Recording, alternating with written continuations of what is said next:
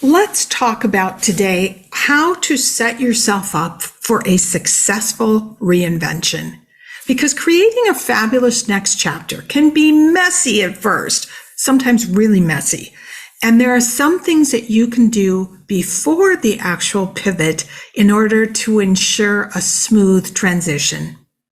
Well, hello everyone, and welcome to the Extraordinary Women Show. I'm Sharri Harmel, your host, and I think we should just jump right in and talk about the secrets to a successful reinvention.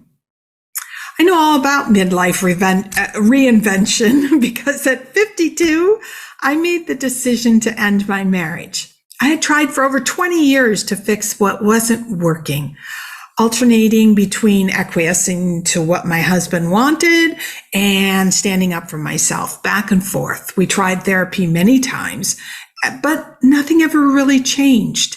And I think maybe we might have been better business colleagues, actually, than romantic partners. And even though the decision to end my marriage was difficult and painful, and I was 52 years old, I was still looking forward to designing a new chapter for my life. Now, at the time, I had no idea that the divorce was going to take almost 3 years.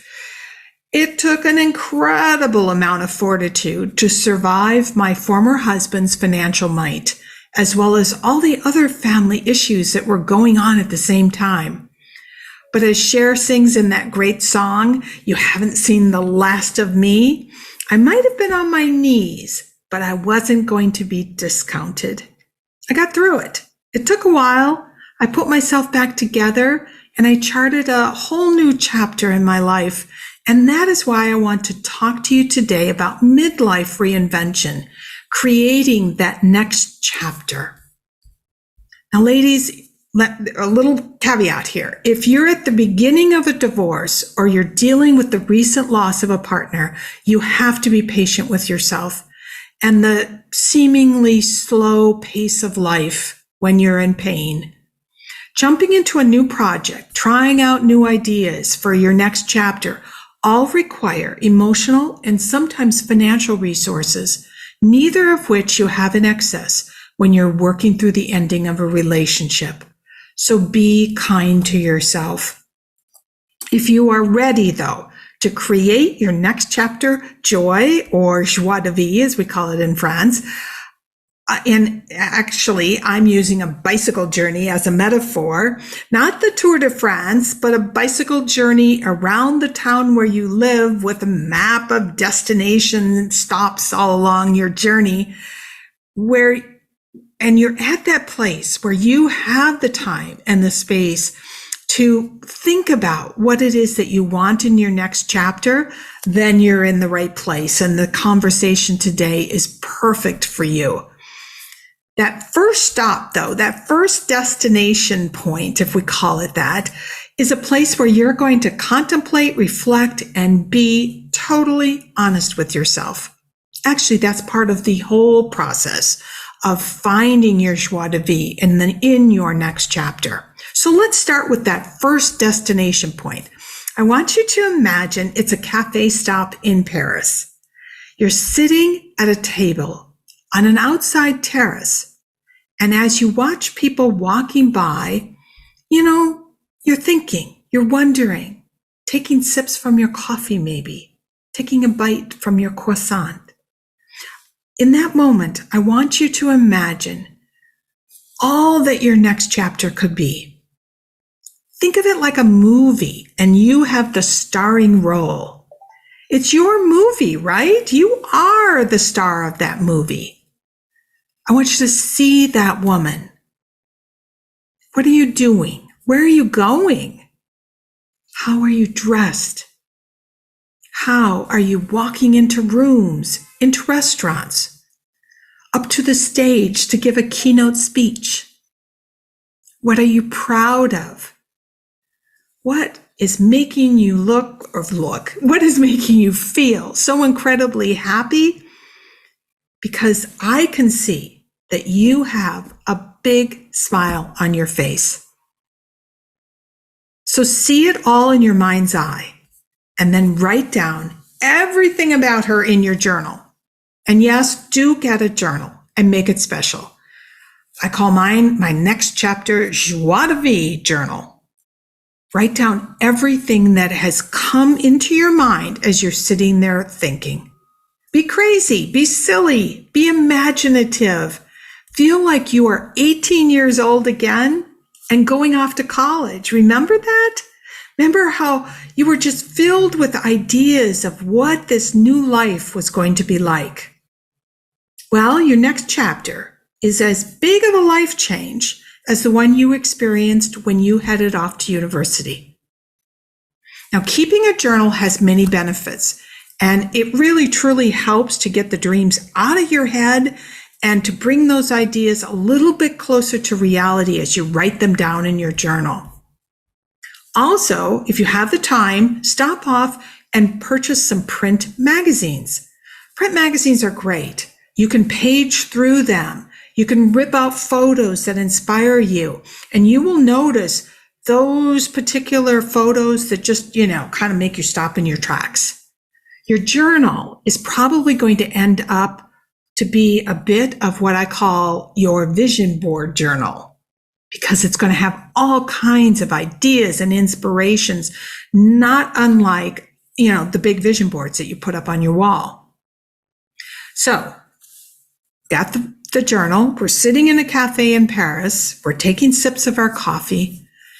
And let's just start with, what we look like, what's going on with our style, our sense of style.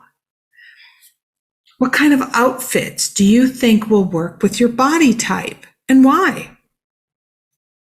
Well, I have to say, midlife means that you have to accept that your body is changing.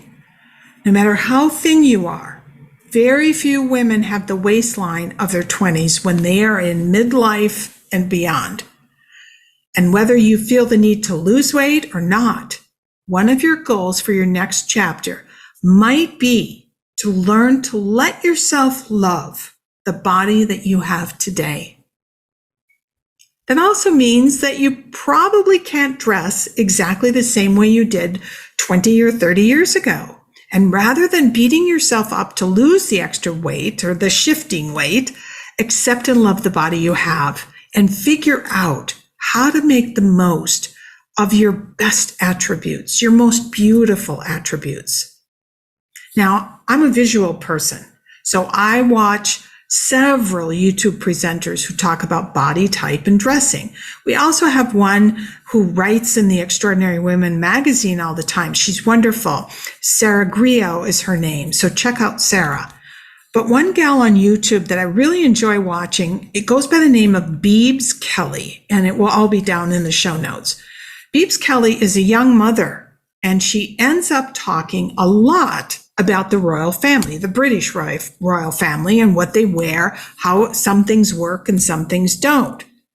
Now, you might not be into royalty, and you might think, oh, Beebs Kelly, she's like in her 20s. She looks like 20s, maybe 30s. But what I find so fascinating about Beebs is that she constantly mentions how different body types, from broad shoulders to short necks to heavy middles, require certain kinds of clothing. It's very interesting, even to the point of, how do you wear a belt if you don't have a defined waistline? She pulled out this one video where she talked about how you can tell, and I thought this was so interesting, when someone really knows themselves, knows their own style versus copying others. It was an idea that absolutely fascinated me because, and it relates, I should say, to designing your next chapter, Joie de Vie, because it is all about getting comfortable and loving what you have, that body that you have, the style that you want to project. Now, Beebs might not be your gal, but go to YouTube, because that's a great resource to see visual connections. Another gal, Style at a Certain Age, Beth DeJolly is doing that particular YouTube video, as well as newsletter, and it's great. So go out there and research what's out there, because we need visuals. We need to see, why does the belt look better if you have a tummy on the side versus right in front of you? Never thought about that. But when it's actually showed on video, it makes perfect sense. So the visuals help you. Another secret, I think, to easing next chapter, dreams, making those next chapter goals and plans come true, is dealing with relationship issues. And midlife presents some of the biggest relationship issues and the more consistent relationship issues than I have ever experienced in my life. I find midlife relationships are actually quite messy. Why?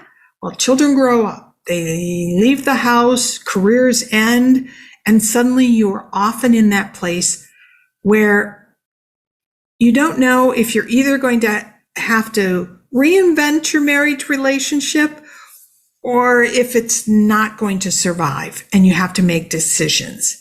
And that said, I want you not to give up too soon. If therapy is for you, find somebody who can help. Talk to your partner. What I have also seen and heard over and over is that men sometimes avoid relationship problems and just hope that things will miraculously improve. But they don't. I know it, you know it. You have to work through those issues. There are no magic wands. So if the relationship, do whatever you can to fix the relationship or to make the relationship work better. But if it doesn't, know that it's up to you to take care of yourself and decide what's next for you. Now, if you're already single, you'll have to navigate what being single means at 50 plus, which is so different than being single in your 20s or your 30s. I'm here to tell you, you are charting a new course. Very few women in earlier generations ever thought about dating when they were over 50. But it's different now. You're different. The men or women you're dating are different. We have decades of life behind us, and we carry all that knowledge, all that wisdom, all those wounds, all those mistakes along with us. And so does anyone we date. Now, I bring this up because you'll need support to create your next chapter. And that's why your significant other relationship is so critical. But I also want to share that the relationships with your adult children may also come into play. I know of so many women who constantly keep trying to create what it is that they want in their next chapter and are constantly thwarted by the expectations of their adult children. You have to stand up for you and what it is that you want. Because as I said, you are the star in the movie of your life. So be the star. Now, not many people talk about aging as a solo. Years ago, I proposed a book to a book editor. It was some kind of a book event, actually. And I pitched my book and the book was all about living solo, aging solo, being solo, and how to still create a life you love. You should have seen her face. She told me to forget the idea because no one would buy my book, even if it's a reality, if it's true. And actually, more women, more and more, are actually aging as solos. So it might be a reality. And her comment was, nobody wants to think that they might be aging as a solo.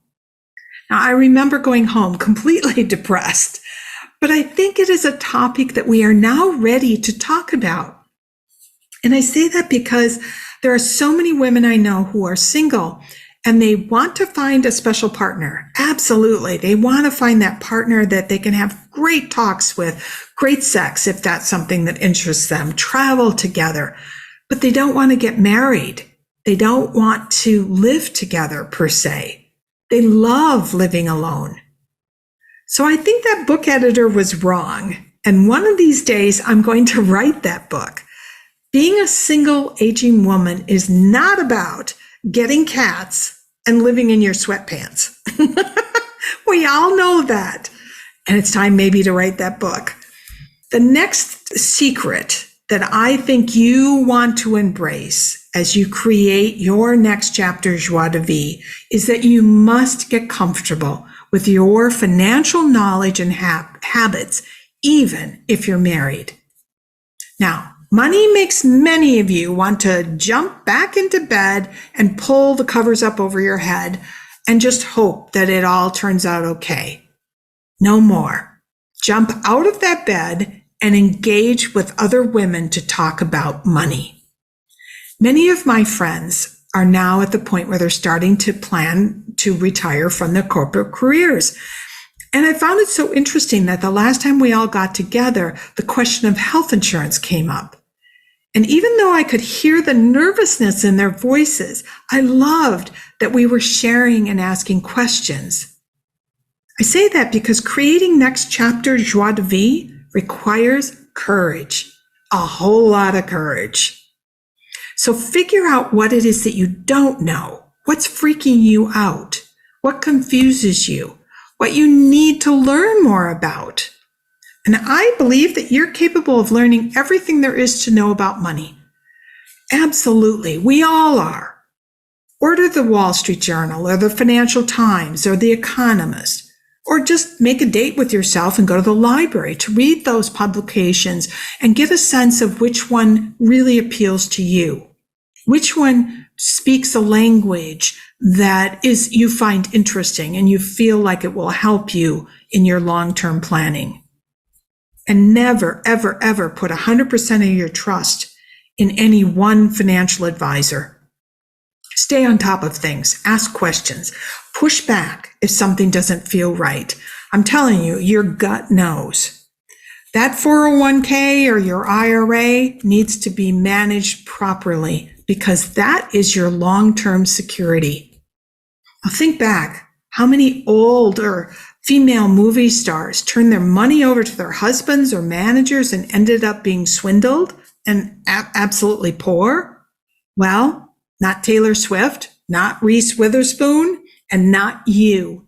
Women today are often much bigger earners when you look at couples. So I want you to step into being that star. Be the star that you are.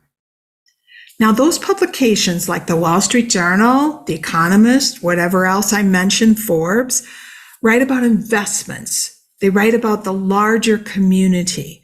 Now, that's only one aspect of money, only one aspect of your money.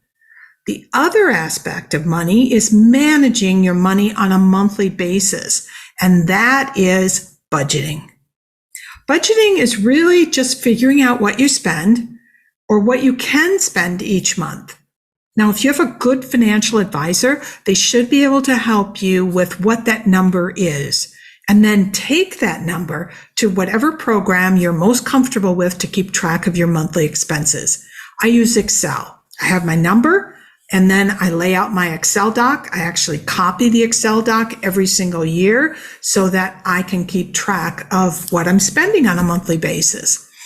I have to keep it within a certain budget. All of us do, right? Yes. That way, I can plan to do my 5-star vacations. I can pay my real estate taxes. I can do renovations on my apartment. Keeping track of your expenses, honestly, will take away almost all of the money anxiety that you have. But do get yourself capable advisors. After my divorce, I started with a conservative financial advisor who happened to be a woman, which was lovely. But when she retired, I knew I needed a change because I didn't feel as confident of her replacement. So I interviewed 2 other teams and I made a change. It was hard. Like I said, next chapter joie de vie takes courage, but it was my financial security. Ladies, we can't dream about next chapter possibilities unless we feel safe and confident in our financial security. So get yourself a good financial advisor, a good estate planning attorney, a good insurance agent, and a good real estate advisor. These are the key people in your life, and having expert advice and guidance that you can trust will allow you truly to move forward with your reinvention, your next chapter. Now, another secret that I want to share is that you might have this idea of a business or maybe even a side hustle that you want to start. Now, this topic is so big, it could be its own podcast, truly, and maybe I'll do that at some point in the future. But let's start with your ideas today. How could you try it out? How could you start small? I think that's so important to try different ideas and see how you feel about each of them. Do you feel you have something to say or create in that space? And I say start small because your first idea is most likely not going to be your final idea. And you really need to build a following, no matter what it is that you want to do, sell, or create as a business. Now, engineers do something called prototyping when they are getting ready to build something. I want you to embrace the engineer that's inside of you and start to prototype in a small way. Honestly, I didn't do that when I started the Extraordinary Women magazine, but I should have. I should have launched the Extraordinary Women magazine after I built up a really good size following. And I really didn't think about it at the time, but since then, because of the podcast, because of the magazine, I've interviewed so many very, very successful women. And I found it so interesting that so many of them started out with blogs at least a decade ago. They didn't launch what they now do to make money until they had spent years of writing and promoting a blog and gaining followers. Now, our very natural mistake, I made it, is to discount that early process of their business journey because blogs aren't fresh anymore. They aren't new anymore, right? So we think, oh gosh, forget that. But it's a crowded space out there now. And when you start something, it's really hard today to build up a following, whether it's a blog or something else entirely. And actually, most of the women that I interview talk about that. They are grateful they started when they did. But think about social media. Honestly, you don't know. It doesn't matter how many followers you have. You could have 100,000 followers. You don't know if your Instagram or Facebook followers are really into what you have to say or what you're selling, or if they just like to look at your photos. You have no idea. You don't even know if they're real people. Therefore, it's much harder today to create a huge, committed, and engaged audience. So remind yourself to be patient. The women that I mentioned who I've interviewed, and there's a broad cross-section in terms of what they offer today, who've all been guests on this particular podcast, patiently built their businesses out of their successful blogs. So start small and start trying out your issues. Prototype. See what makes you happy. What speaks to your target audience? What brings you joy? And as my friend and very successful business owner, Sandra, says, it's all in your mindset. Stay positive and focused, and don't let yourself get caught up in silliness or competitiveness. Be true to yourself always. Now, my last secret is really talking about the relationships that you have with people other than your significant others.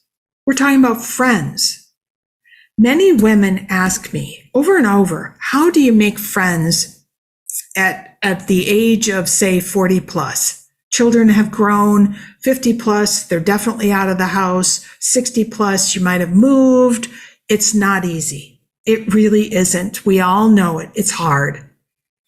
Many of us, like I said, have moved, maybe to a new city or a new neighborhood. Now, I spend part of every year in Paris, and I had to work super hard to make even a couple of friends in Paris. But slowly I have. And those friends, honestly, are critical to my joie de vivre. How to make friends at our ages, though? Force yourself to go out, join clubs, explore any and all of your interests. Now, if you say you're an introvert, it's not comfortable for you, I get it. I'm an introvert who loves her own company. But I know that I won't find lasting joy in my house alone with a bag of licorice and a great book. It's not going to happen. Also, this is kind of a weird piece of information, but I haven't lived in a single family home since my divorce, other than the long COVID stretch when I went to Minnesota to be where my children were. Well, frankly, I love living in high-rise buildings. And you might say, why? Well, it is because I meet so many people. It's those kinds of buildings. Multifamily buildings are like a little village inside a city. My buildings have always been filled with people across the age groups, many different ethnicities, occupations, life stages, and of course, interests. I'm around babies of young couples as well as those close to the end of that line of life. Also, I love dogs. But other people's dogs, because I travel so much. And there's hardly a day that goes by, I love this, where I don't get to share an elevator ride with a new doggy friend. Then there is the staff. They're always incredible. In every building I've lived in, even my Paris apartment, I love interacting with staff. They're like my home support system. And often they become friends. They greet me, they smile, they help when my AC stops working and it's 95 degrees outside, or if I need something delivered and I'm not there. Recently, by mistake, my dry cleaning was delivered here in Boston to a former building, a building where I lived, I think it's been 5 years ago. They called me. And when I went to collect it, I'm telling you, it was like a family reunion with the staff. It was wonderful. So be creative. Discover all of those community possibilities. And, there's no end to the options. It's the yoga class, the book club, the cultural center, the church, the temple, the tennis group, whatever it is that you love doing. Or try a new hobby and see if you meet some interesting people, whether the hobby is your jam or not. Invite people to get together for coffee, a glass of wine, a walk, and I promise you, you will start to make friends. It takes time. This whole next chapter, every single one of my secrets that I've shared with you today requires patience and courage. But if you stick to it, you let yourself be patient, encourage yourself, stay focused on what it is that you want in your next chapter, it will all happen. Like I said, the bottom line is that creating next chapter reinvention isn't easy. But there are secrets, and I've shared some of them with you today. And your first destination, I'm going to take you back to the beginning of this podcast. The first destination on your journey to your next chapter is imagining all that your next chapter could be. You've got your journal entries from this destination stop and just keep adding to it. Ladies, you're writing the screenplay for your next chapter. And when you look in the mirror, I want you to say bonjour to the star that is looking back at you. Thank you, everyone, for tuning in today. And I hope you've started thinking about what all it is you want in your next chapter. Now, don't forget to subscribe to this Extraordinary Women show and hit the like button if you've enjoyed this conversation today. It all matters in the algorithm universe, wherever that is. This is a podcast, but both in audio form on whatever platform you choose to listen, but it's also on video over on YouTube. So follow, do comment, subscribe. I love hearing your comments, so share your thoughts. Take care, everyone. A biento.